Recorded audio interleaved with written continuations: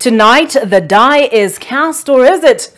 Following hours of darkness across the country and key government installations, the Cabinet Secretary, Ministry of Transport and Infrastructure, and that is Kipchumba Murkomen, has moved to make changes at the Kenya Airports Authority after the Jomo Kenyatta International Airport went without power for hours. This becoming as a moment of darkness and shame for the biggest installation of such kind in East Africa. Here now is Brian Obuya to begin our coverage tonight. In a two-page statement that took the minister slightly over 4 hours to prepare, Kipchumba Murkomen has fired the Kenya Airports Authority Managing Director Alex Gitari.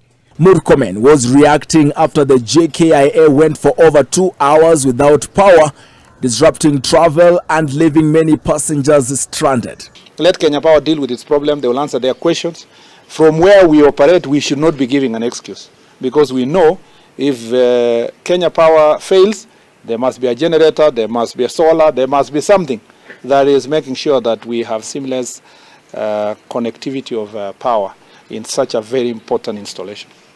Apart from the firing of Alex Gitari, who has been replaced by Henry Ogoye, currently serving as the head of corporate planning, the minister also fired the authority's general manager, project and engineering services, Fred Odawo.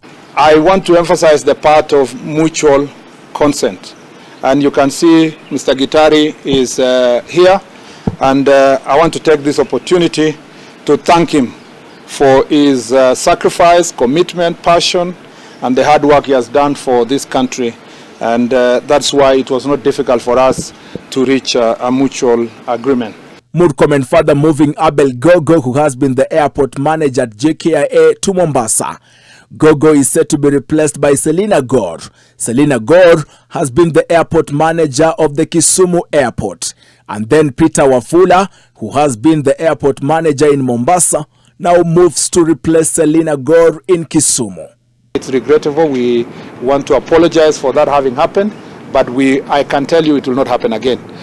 The generators, the person we are going to procure, we were told it will take how many weeks to get somebody to come here again, but we have said no, must come by Monday, must report Monday morning.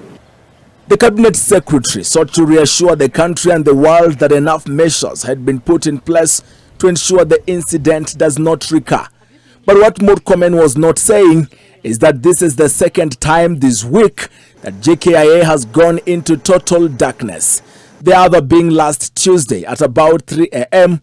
when the airport went black for about 2 hours. But here now is the context.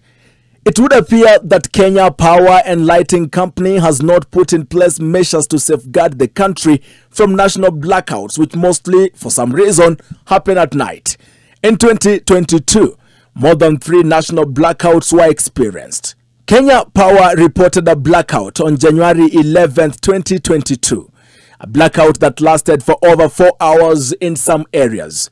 In May 2020, Kenya experienced a similar nationwide outage after a section of a high-voltage power line broke.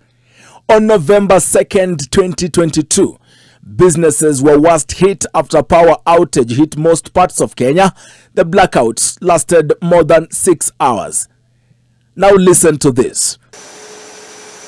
The entire country was left without power for 15 minutes on Tuesday, June 7, 2016, after a rogue monkey got into a power station and triggered a blackout, affecting at the time 4.7 million households and businesses.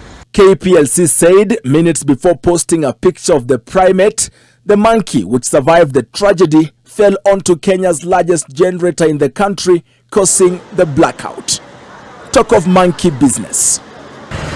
Brian Obuya, NTV.